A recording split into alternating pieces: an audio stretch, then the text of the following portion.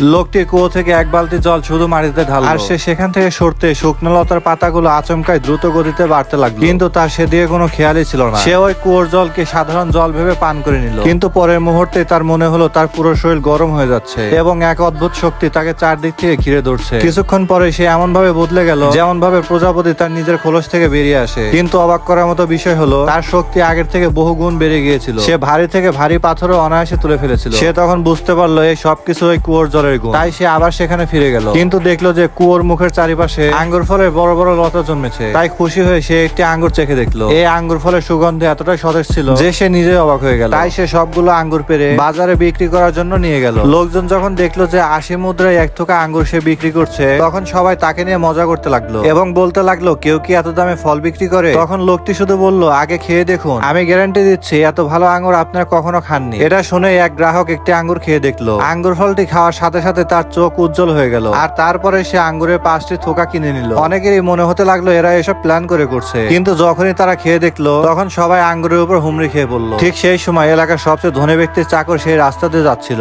আর সেও এক থোকা আঙ্গুর কিনে তার মালিককে দিল। তারপর সেই ধনী লোকটি যখন একটি আঙ্গুর খেলো, তার শ্বাস একেবারে হালকা হয়ে গেল, যেন তার হাঁপানি রোগ ঠিক হয়ে যাচ্ছে। তাই সে সঙ্গে সঙ্গে সবগুলো আঙ্গুর আনানোর হুকুম দিল। কিন্তু ততক্ষণে সবগুলো আঙ্গুর বিক্রি হয়ে গেছে। এরপর বেশি আঙ্গুর চাষের জন্য লোকটি বড় একটি জায়গা কিনলো, আর সেখানে সে সবজি চাষ করলো, আর সেখানে কুয়োর সে জাদু করে জল ঢেলে দিল। এরপর রাত হতে সবজিগুলো অবিশ্বাস্য ভাবে দ্রুত গতিতে বাড়তে লাগলো। এরপর সকালে পুরো জমি বিশাল বিশাল টমেটো দিয়ে ভরে গেল। সে দ্রুত সেগুলো নিয়ে বাজারে পৌঁছালো এবং আবারও চড়া দাম রাখলো। এটা দেখে তার প্রতিবেশী এক দোকানদার রেগে গিয়ে বলল, তুমি যদি তোমার সব সবজি বিক্রি করতে পারো তবে আমি আমার নিজের সবগুলো টমেটো খেয়ে ফেলবো। তখনই সেই বড় লোকের চাকরটি আবার এলো, আর সে একটি টমেটো চেখে দেখলো। সে টমেটো থেকে এমন স্বর্গীয় স্বাদ পেল যা তিনি আর কখনোই পায়নি। সে সঙ্গে সঙ্গে সবগুলো টমেটো কিনে নিল। এটা দেখে তার প্রতিবেশী দোকানদার তখনই অবাক হয়ে গেল। লোকটি বাড়ি ফিরে সবগুলো হিসেব করে বুঝতে পারলো যে সে খুব শীঘ্রই ধনী হতে চলেছে। কিন্তু তার পুরনো বন্ধুরা তাকে নিয়ে বিদ্রোহ করলো যে এখন সে চাকরি না পেয়ে সবজি বিক্রি করছে। তখনই সে তার উপার্জনের একটি স্ক্রিনশট তাদেরকে পাঠালো, যা দেখে তার বন্ধুরা সবাই থতমত খেয়ে গেল। এখন তারা কেউই বিশ্বাস করতে পারছিল না যে সামান্য টমেটো বিক্রি করে এত আয় করা সম্ভব। আর যে বন্ধুরা তাকে তুচ্ছ ভেবেছিল ঠিক তারাই এখন তাকে ফোন করতে শুরু করলো, কিন্তু সে সরাসরি ফোন কেটে দিল। ঠিক তখনই তার একটি ফোন এলো তার পুরনো বন্ধু, যে তার খারাপ সময় তাকে সাহায্য করেছিল। যখন সে জানতে পারলো যে লোকটি সবজি বিক্রি করছে, তখন সে তাকে নতুন বিক্রির বড় একটি সুযোগ দিল। লোকটি বুঝতে পারলো যে সত্যি সে তার ভালো চায়। সে তাকে তার সবগুলো সবজি বিক্রির দায়িত্ব দিল। কুয়োর জলের রহস্য লুকিয়ে রাখার জন্য এবার সে শশা চাষ করলো এবং পরের দিন সে আবারও বাজারে নিয়ে গেল। সেই মেয়েটিও ঠিক সময় চলে এলো, আর সবজিগুলো দেখে সে খুশি হয়ে গেল, কিন্তু দাম শুনে সে একদম অবাক হয়ে গেল। তখন লোকটি বলল, শুধু এক কামড় দিয়ে দেখো। সে খেলো এবং শশার মিষ্টি স্বাদ সে মন দিয়ে উপভোগ করলো এবং তৎক্ষণাৎ সে সবগুলো শশা সঙ্গে সঙ্গে কিনে নিল।